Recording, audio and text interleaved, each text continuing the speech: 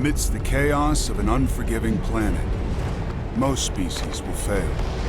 But for one, all the pieces will fall into place.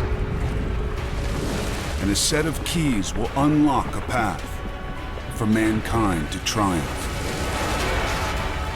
This is our story. The story of all of us.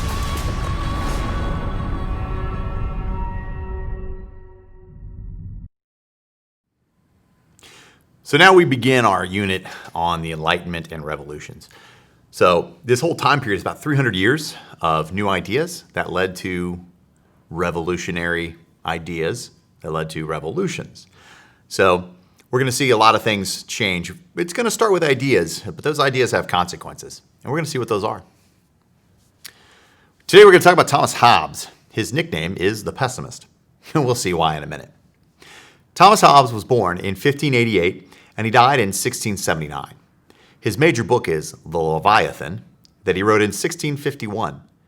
One of the things to remember is that he lived through the English Civil War, which was the time period when the king was fighting against Parliament for control of the government.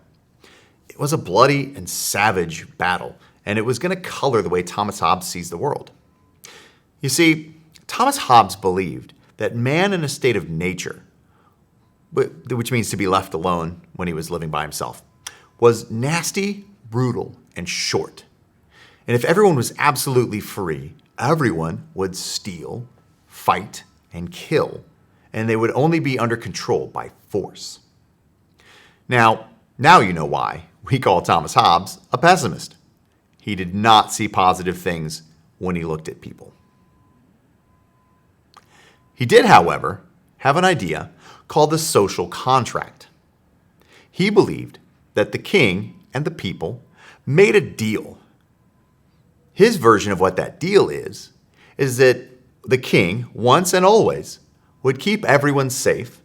In exchange, the people would obey. Doesn't sound like a terrible idea, except that contract is a one-time deal. Once it's signed, everybody's stuck with it. The king came around once, and the people have to obey forever. That means if the king decides he's going to be a jerk, the people can't stop him. So that's a bit of a problem. As we mentioned before, he lived during the time of the English Civil Wars, and he was on the side of the king, trying to fight back the challenge to royal authority. So his book was really defending the right of the king to do whatever he thought was right, as long as he kept everyone safe. With all of his pessimistic ideas, you might wonder why we still like Thomas Hobbes. It seems like his ideas are kind of negative, and we don't like that. Well, he's important because he's the first person to reject the ideas of the ancient Greek philosophers.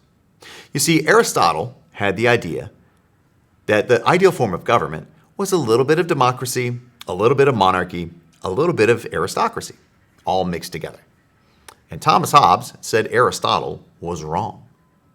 He was the first person after the Middle Ages had begun to question the Greek philosophers' correctness or find that they were incorrect about things.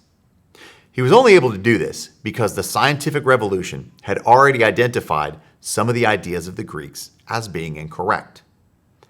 Science. And you thought you were going to get away from the ancient Greeks and the other histories that you learned back in 7th grade. Nope. History keeps on moving forward, and we keep learning the lessons from all the way back, all over again.